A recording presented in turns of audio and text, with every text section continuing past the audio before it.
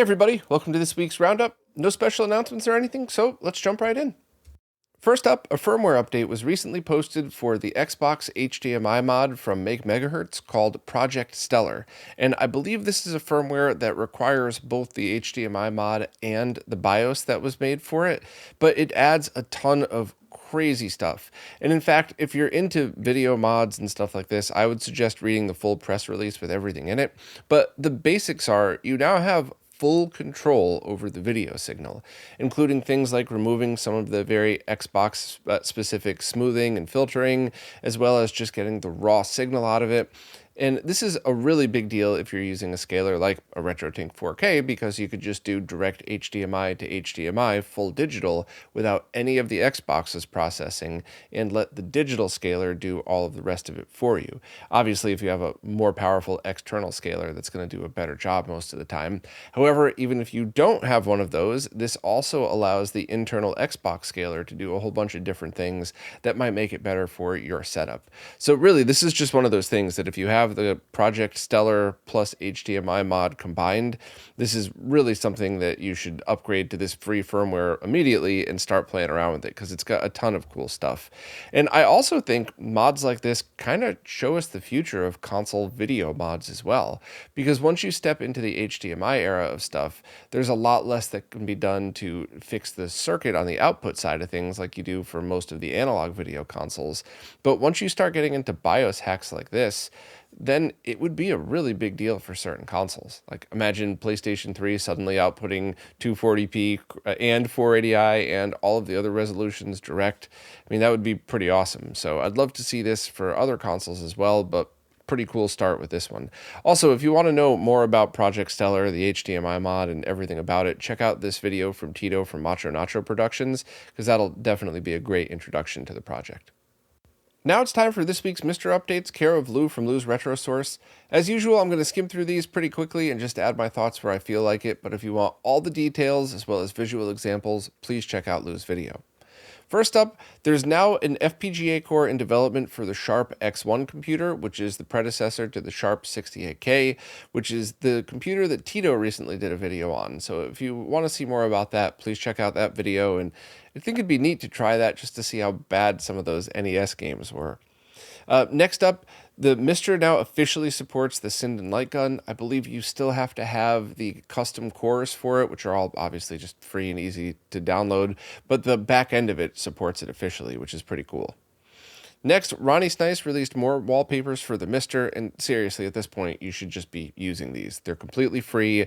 There's versions for 16:9 and 4:3, and if for whatever reason you don't like them, you just press a button to turn them off. So I absolutely love these and strongly recommend everybody tries them. Next up, QM Tech showed off a Mister handheld that was inspired by the open source design created by What's Ken Making. So this isn't stolen or anything. This is the whole point of open sourcing stuff. Now this one is going to be basically only for that QM Tech board, or it might just have everything built in. But at this point, they're not really sure when they're going to be able to sell it because of everything going on. So stay tuned for info on that. Next, the Coin Op Collection team has released a core for Teenage Mutant Ninja Turtles 2, Turtles in Time, and this core supports all known variants of Turtles in Time, and there's high score saving support. That's pretty cool. I want to have a chance to go and try that one out. Also, the downloader bin file is now being updated. So basically, Lou goes over this in the video, and I've been following this on the Patreon updates, but the Ypsilon was able to create a different kind of script that's in release candidate that's pre-compiled that helps get your updates faster. It's not automatic yet. If you want to try it out, you have to go hunt it down and pick it up to try it, but basically, this is going to make updates even faster. So thanks so much to the Ypsilon for continuing to update all this stuff. Next, an unstable build of Mister now has save support for arcade cores, which just means that once developers adopt this, they could manually add this to all their cores. This isn't a global setting. This has to be added to each one, but that's pretty cool because sometimes these high score challenges are things that are really important to people. So, I'm always a fan of that stuff. Hotego released a beta core for the Rolling Thunder arcade game, which is a run-and-gun shooter from 1986. And since it's still in beta, it's for Patreon subs only. But as always, Hotego releases everything free as soon as it's ready. And Hotego also implemented some fixes to Aliens, Beirut, and some Sega 16B boards. Also, Sega 1618 and Namco System 86 cores all have work continuing on them, but there hope to be a mix of games available for them in the foreseeable future, so that's pretty cool.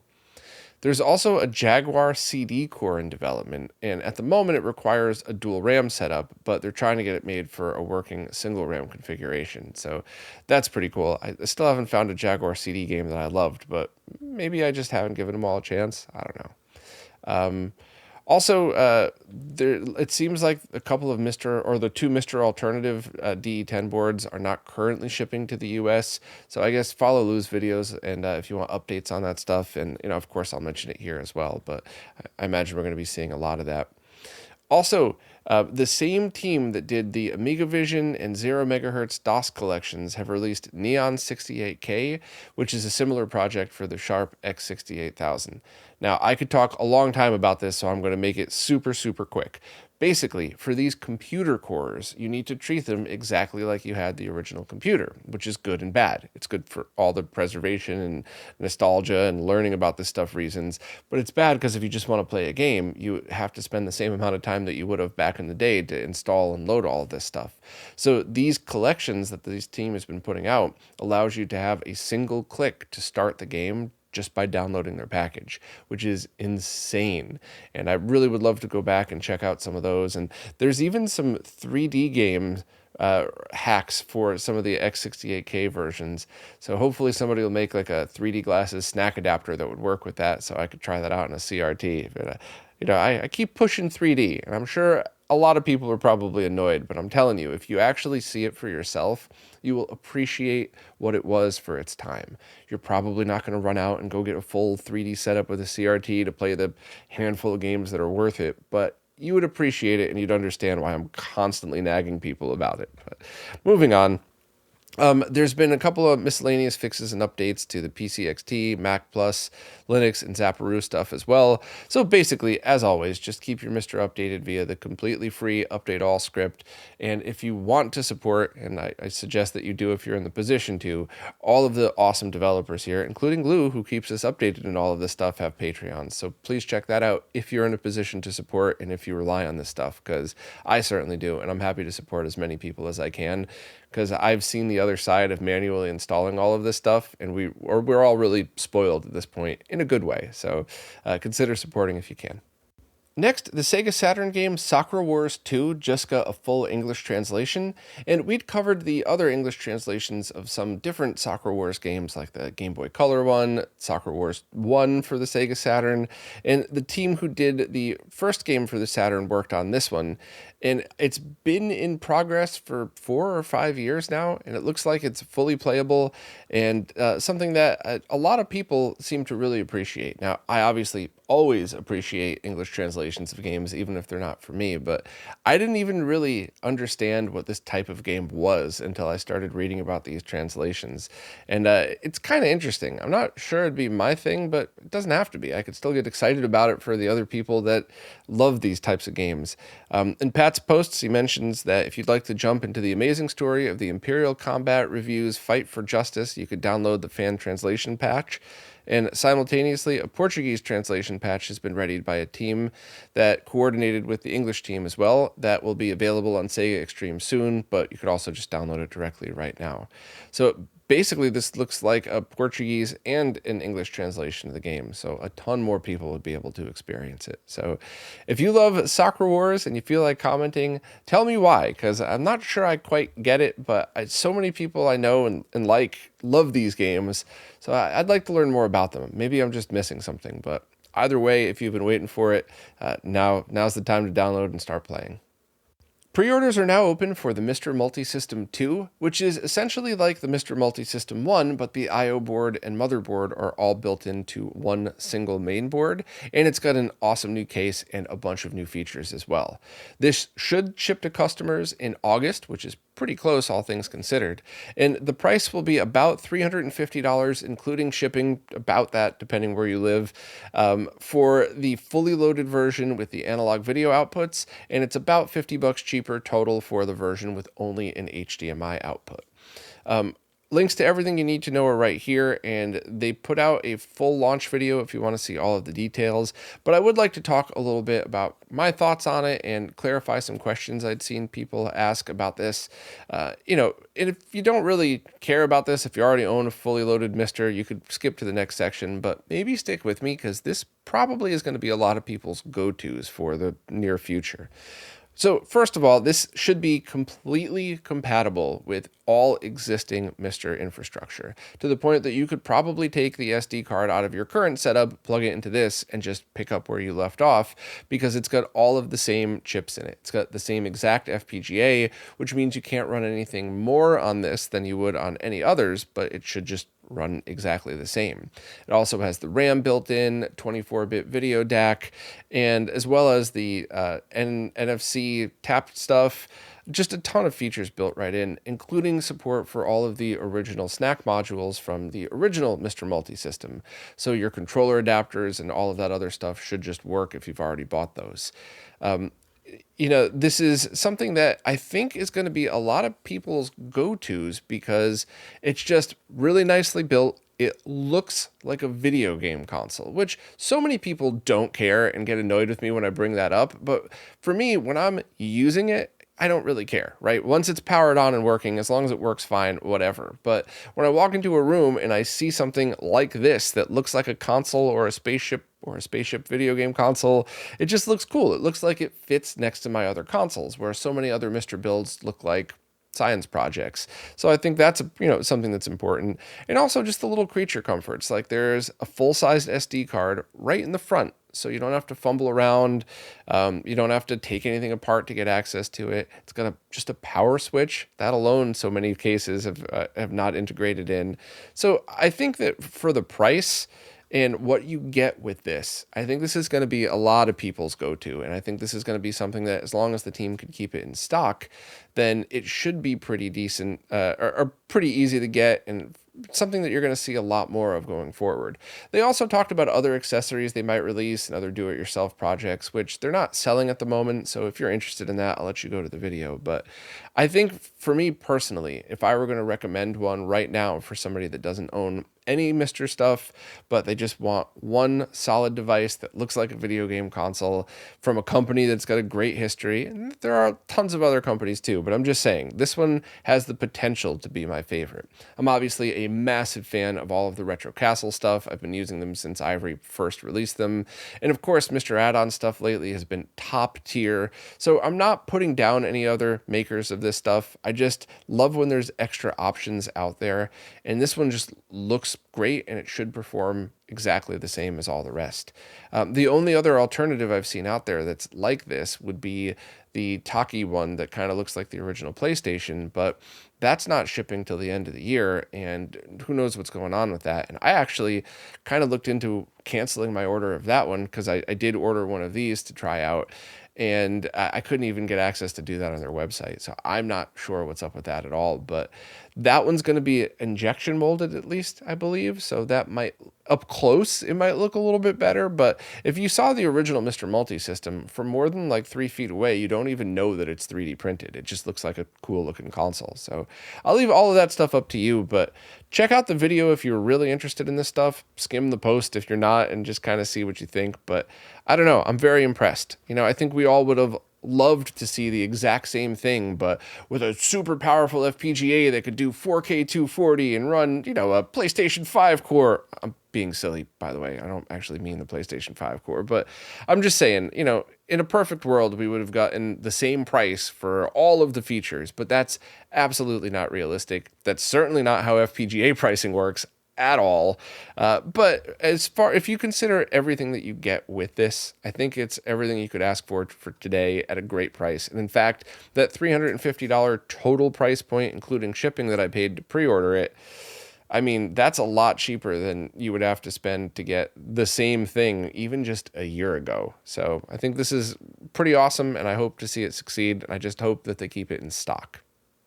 The developer Maker Tom has just released reverse engineered schematics of the controller PCB from the Nintendo Famicom Disk System. So, I gotta be honest, I'm not 100% sure what we could do with this, but I felt like this was important enough to talk about. Somebody had tagged me in a post on social media and I saw it, and I just thought, okay, first of all, from a preservation point of view, that's obviously important, but also maybe people could use it to take broken boards and trace out some problems, or maybe if it's a scenario in which these drives start to have their boards die but are otherwise fine, we could create other homebrew replacement boards for it. I don't really know. I think this is just one of those things that I wanted to share with people because smarter people than me are probably listening right now going, oh, I'm going to download that because I could use it with this, or that'll be handy when I repair that, or I don't have any use for it, but I think it's cool, so I'm going to post it here. Like, sometimes I just want to share stuff because I feel like it's important, even if I don't quite know why. So thank you to Maker Tom for doing this. And, just for fun, if you have time to comment, let me know your thoughts and on how this could be used, the schematics could be used to build other stuff, or did I just get everything right with the preservation, reverse engineering for tracing out broken parts and maybe making others? I don't know, but it was cool enough to share. Next up, Professor Abrasive just released a new firmware update for the Satiator optical drive emulator for the Saturn. This fixes some issues that cropped up in the previous September firmware that resulted in audio crackling in certain games and the inability to boot if you didn't have a disk drive installed. So for the short term, Professor Abrasive just said to go back to the previous firmware before that while he traced down the issues, and that's exactly what he did, and it seemed like the typical, any of my fellow devs, whether you're software or hardware, are going to feel this. You release a new feature and then that feature breaks two others. And it was one of those things where the issue with audio turned out to be a stack overflow that you only hit if several things happen at once, which is why it was rare and it wasn't caught at the beginning. And also the new soft mod chip that allows you to boot to CDRs and stuff like that said if the drive status is not lid open or empty, assume there is a disk in there. So Professor Abrasive forgot that if you have no drive, you have no status, therefore that wouldn't work. So these are just the things that as we get new features, there's going to be bumps in the road, and it's just very cool that Professor Abrasive went back and fixed all of this stuff and continues to fix bugs with it. So, I still think this is probably the best solution out there if you want to retain your original Saturn disk drive, but also have full compatibility with the whole library. It is much more expensive than something like the Saru. So if you're just getting into this stuff, the Saru from JT Studios and Retro Gamer Store is definitely the one I would say start out with, because you could also just use that as a 4 meg card and everything else. So I don't know, if you got a big budget, the Satiator is probably the way to go for full compatibility. But if you want to try out the extra features of the Saru, or if you're just on a smaller budget, that's probably the one to go for. So I love that there's choices out there, and I love that there's quality choices out there. We're not trying to pick between the lesser of two evils. We're trying to choose between excellent optical drive emulators that are all slightly different from each other. So check out Dan's post for more info, and thanks to Professor Abrasive for continuing to support this. I just did a podcast with Beast talking about a bunch of different controllers that I had reviewed over the years, because I have the ability to lag test controllers and I could find major flaws with it, but I don't have the skill level to really take the controller to the next level. And not only does Beast have those skills in order to play at a pro gamer level, but he's also really good at explaining this stuff and putting things into perspective. And I loved hearing his different test methods. I loved hearing which controllers performed better in certain scenarios than others. And I just thought this was really great if you're interested in the controllers we were talking about. We talked a lot about the Octopus Fight Stick, as well as two Retro Fighters controllers, the Brawler 64 and the D6, and also that Neo Geo CD style 8-bit Do controller. And Beast kind of went in and talked about the different test methods, how they performed. And we also talked a lot about the Octopus Stick, because that's something where a lot of people may have just seen the price and not really understood why the price is that way. So we actually swung back around at the end of the podcast, and I think I put timestamps for everything if you're really just interested in specific controllers or what we talked about. But at the end, we did go back and talk about cost, because like I've said from the beginning, if you're just looking for a good quality fight stick, you could build your own for much cheaper, especially if you just need something that plugs into super guns. However, if you're looking to build a fight stick with all of the functionality of the Octopus, you're not really going to save much money by doing it yourself. And it's really a choice at that point of, do you love building things from scratch? Do you love customizing it to the exact ways that you want it? Is spending the time to do that as much fun for you as playing? Then yeah, definitely build your own. But if you just want a solid, reliable stick with a ton of different options, as well as configuration options as well, and the ability to easily upgrade, Beast talks about a lot of the Sanwa stuff in there too, the Octopus is definitely worth the money, if that's what you're going for. So, I really appreciated this conversation, and I also appreciated some of the comments I got across all different social media platforms and in the YouTube comments, because a lot of people posted alternative opinions, but respectfully, and I think it really added to the conversation. People were talking about how they didn't like some of the clicky factors for this reason, or they liked it for different games, and I think stuff like that really helps, because it's just, if more information's out there, it's easier for people to make their own decisions on what's the best fit for them. So thank you so much to Beast for all of the testing on all of these controllers and taking the time to have this conversation. That was really cool. And of course, thanks to everybody who takes the time to comment politely with great information. That, I hope I never act unappreciative to people who just first take the time to comment, but also good information and done politely. That's always adds to all of these videos. So thank you. I have links to every single thing here. Affiliate links were available because why not? I would be stupid not to. So, remember, these affiliate links are the same exact price for you with or without them. So I threw all that in there if anybody's interested in any of these. And of course, all the links to where to find Beast on all of the social media services. And if you want to hear more from Beast, we did an interview a while back when I still lived in New York. That was a lot of fun. I think that was the one that had the 1,000 frame per second slow motion of him making a high ball. And I also posted a link to the Neo Geo MVS-X review, the Neo Geo emulation arcade machine, because that also kind of shows Beast in action and kind of shows how he's able to perform some of these moves. So links to everything that you need are right in there, but I enjoyed doing this one, and I hope that you all enjoyed the podcast as well. And as always, it's available anywhere podcasts are found. I do not care where you listen to it or watch it. I mean that with love. Wherever's easiest for you, by far, choose that method, and it should be available. Just search RetroRGB Beast in any app, and you should be able to get it.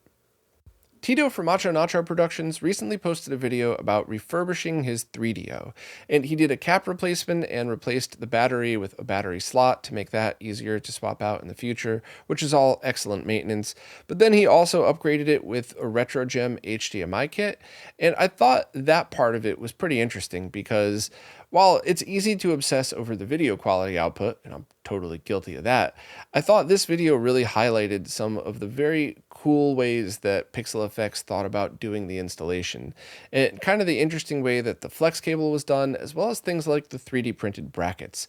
I think it was pretty cool engineering to think of how, okay, we're going to print this bracket as one piece, but make it easy to snap apart, but still ship it as one piece, so you don't have a bunch of small pieces floating around, and how all of that stuff mounted really nicely. I just thought that was very good attention to detail, and thought I should shout out the team for doing stuff like that. I mean, as usual, I did have some questions, like a lot of the mounting points were over other chips, so I hope thermal testing was done. I'm sure it was, but I'm a nerd. It's my job to pick at this stuff. And also, Tito showed how to use the RetroGEM's web interface to overclock the 3DO. Now, obviously, there's a reason these consoles were clocked at the speed they were from the factory, so do all of this at your own risk, and the higher you go, the more issues it might cause. But it was really neat, because Tito demoed the performance difference as well, just from a small upgrade to the clock speed. So this is one of those things where heat is obviously going to be something to worry about, but it's a pretty cool option that I think is worth playing with, because maybe there's just a happy medium of heat versus performance gained that you could end up getting better performance out of some of these games. So check all of that out. Thought it was a good video overall. The ODE situation is kind of complicated because it seems to be original ODE hardware with stolen code from Fixel's ODE, which obviously I have a huge problem with that, but we also can't get any of Fixel's boards, and he stopped texting me back again. This has happened a couple times over the years. I guess his website was supposed to restart twice, and the first time it got hacked, and I have not heard from him since the second time it was supposed to launch. So this is one of those things that really bugs me, because I never, ever, ever want to support cloning of any kind.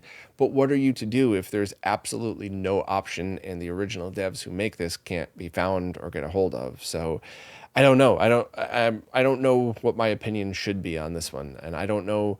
I think this is one of those scenarios where you'll probably get a different answer out of me every time you ask what I think about this stuff, especially based on more information and what's going on. But I don't know. I honestly didn't even want to address the ODE thing in this video, but then I also didn't want to deal with a bunch of comments from people asking why I didn't address the ODE thing. So I'll just say I've been trying to get a hold of Fixel. I've been trying to help the whole time, and I just don't know what else I could possibly do. You know, I do my best for as many people as I can, but you know, there's only so much you could do. So I don't know. Hopefully everything's okay with Fixel. He seems like an awesome guy. I don't know what the lack of communication and the constant dropping the ball with products is, but hopefully we'll see this maybe finally just sold through another reseller. So I think that would probably be the best option for Fixel and a couple other people in the scene that may have had issues with this stuff. Just make your products, send them to the different distributors, have them sell them and ship them to customers, and just don't even list them for sale until they're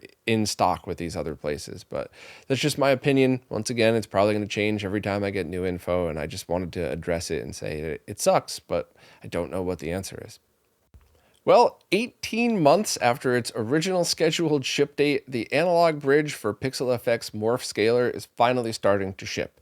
The price is exactly what they always said it was. It's $100 for the bridge and the input connector card, and you get to choose one of three cards, either VGA and component, SCART and component, or dual VGA input. All of them support S-video and composite, either through different pins on the VGA connector or composite through the green input on the component, or just through the VGA pins, but they all support that as well. And if you want to buy extra connector modules, they're $30 each. I think they're shipping now, and in order to buy them, you have to go directly to the PixelFX site, and there's 3 drop downs you have to select. First, you're going to choose between whether you want the Morph or just the bridge, or the Morph and the bridge.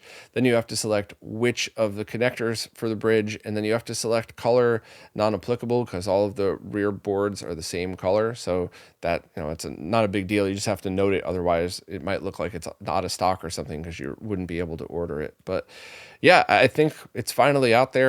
And just a quick overview, the analog bridge itself is the board that has all of the circuitry on it, all of the stuff, the chips, the analog to digital conversion, and that interfaces directly with the Morph.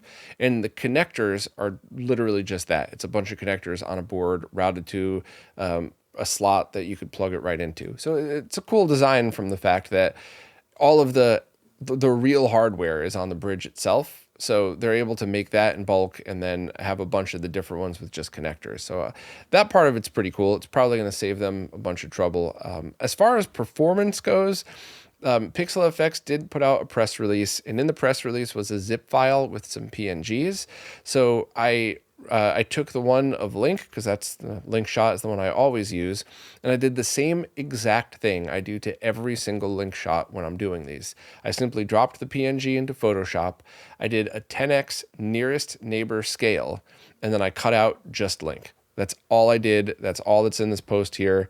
And if you zoom in, you could sort of see what kind of looks like phase issues, or maybe they didn't use the right cable, or this is just one of those things where this is why you need reviewers out there to dig deep into this stuff. Because just a quick example of what it takes to get a good Link shot here, you need to make sure that your SNES is in excellent condition, properly recapped, and if any mods are done to it, you need to make sure those are done properly. If it's a 1-chip, you need to do that capacitor ghosting fix. If it's the 2-chip, you got to do Voltar's edge enhancer, which while that looks amazing, you also have to pay attention to different phase issues when you're using all of these different models.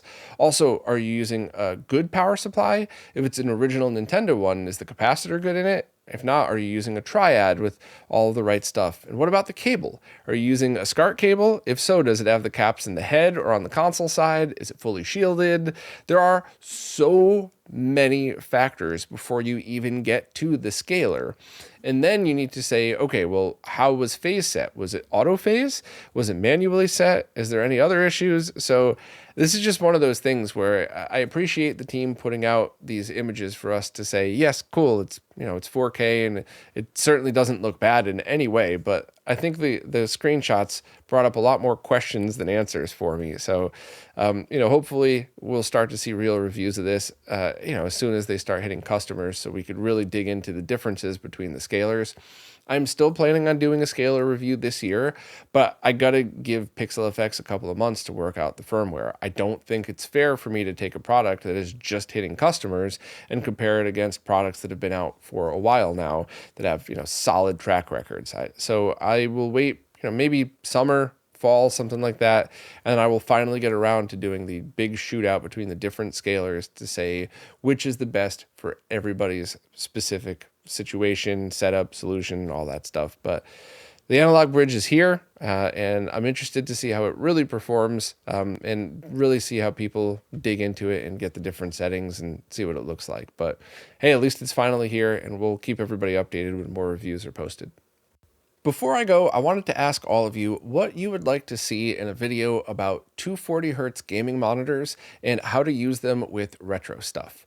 The reason I'm asking is because when I started the LG C4 video, I asked the same question and got a bunch of really awesome responses, both things that I wasn't going to think about or also things that I totally would have forgotten about if people didn't bring it up to me. So I wanted to ask the same thing. The context of the video is not you need one of these for gaming. Obviously, as always, just picking up any CRT and plugging a composite video cable is all you need to do retro. But what if you also want a monitor for modern gaming, because 240Hz looks awesome for modern games that support it, but maybe you just also want another computer monitor and you want to just combine everything into one? I think there's a lot of people out there that use just computer monitors to do stuff like this. Or maybe you have a dedicated gaming station, but you also have an awesome big TV that you use. Point is, I think there's a lot of people that might want this stuff, and I just want to put it in perspective. So I have two different monitors that I'll be testing. One is a $150 1080p 240 monitor from the company AOC that looks awesome. Like, I was shocked at what you get for $150 now, because the last time I bought a monitor that cheap was a brand new monitor that cheap was an HP that I used in a ton of my videos that performed really well, but you knew you were using a cheap monitor. And while this thing is obviously not any OLED, it's really cool for the money. But I also, thanks to my friend Destiny, was able to borrow an LG 32-inch OLED monitor. That's that dual monitor where you could do 4K 240 or 1080p 480. And I don't have any way to test 480 hertz, but this monitor is insane. I figured since I was borrowing it anyway, it's now my desktop monitor just for the next few days, so I could kind of try out some PC stuff on it before moving it back to the test station. And holy crap. So I don't know if I'm going to be doing two videos, a review on each. I don't know if I'm going to be doing a review comparing these two, but in the correct context, because you're not going to compare a $1,100 monitor to a $150 monitor. And I believe these are on sale, by the way. I'll leave the link in the description. I think the LG ones are actually like $400 off the main price if you're interested in this. But yeah, I think this is going to be an interesting one. It's at least a month away, I would think. And who knows, maybe this is even going to be the BFI video, or maybe I do this first, or maybe I do the BFI video for, I don't know. I try to let you into what's going on behind the scenes, but I don't want to have you peek behind the curtains too far, because all you're going to see is an ADHD person running around in circles working on 100 different projects at once. But I just wanted to put it out there. I'm working on a video. It's about these two monitors. I love them both for completely different reasons. Once again, you can't compare a $150 thing directly to a $1,500 thing, but I think they both have their place. I'll leave a link to everything, and I want to make sure that I get the questions answered that you are all interested in. And of course, you know, the main reason you would want higher refresh rates for stuff that's native 60 hertz is BFI. But is there anything else I'm missing? Because you all are very smart and have some pretty cool ideas. So let me know what you think. The video is at least a month away, and I'm excited for it because this is pretty cool. And once again, shout out and thanks to Destiny for letting me borrow this, because what an awesome monitor. Well, that's it for this week. As always, thanks to everybody who watches, listens, plays nicely in the comments, and especially thank you to anybody who supports in absolutely any way, because it really is you who's keeping all this stuff going. So thank you all so much, and I'll see you next week. This week's Roundup is brought to you by Neo Paradigm Entertainment, connecting Southeast Asian influencers with opportunities in the West.